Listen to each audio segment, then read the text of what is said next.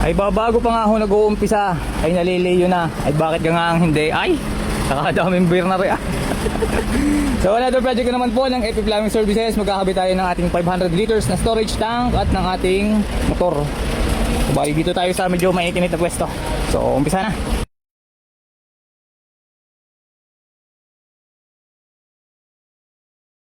Nalinyahan na natin yung ating tangke. Yan, okay na. Ang problema, walang tubig na galing sa ating metro. Wala nalabas sa tubig. So paano tayo makakapagpuno ng tangke? Paano tayo magte-testing yan kung walang tubig, wala naman yung ating tangke? Dito nga pala natin pupwesto sa loob yung ating bladder, ating pump. So bubutas lang tayo sa pader para makatapos tayo, makakonekta tayo sa labas.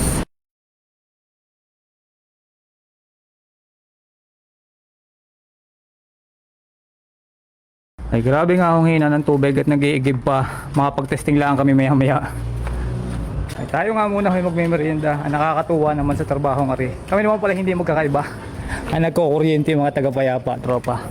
Shoutout kay parang AJ. Ay di rin nga ho ang siste. Nag-iigib na ng aming patatlong timba. Anong oras kaya makakapunaw? Ay sa garni nga lang ho kalakas ng tubay. Kami nakakaapat ng timba pala ang. Ay sus may. Bago pa makapag-testing. Ay anong oras kaya? Ay nakakatuwa nga ho yung mga electrician din eh. Hindi naman iba. Yung pala yung mga tropa. Shoutout kay Boss Anlon at kay parang AJ. Shoutout sa mga tropa. Sa mga naghahanap ng electrician yun ha. O may contact na. May tubig na. Working. Nagana na. Nagana. Sabi na.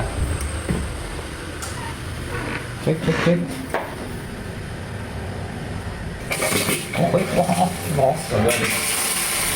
Yan na yung output natin tubig ha.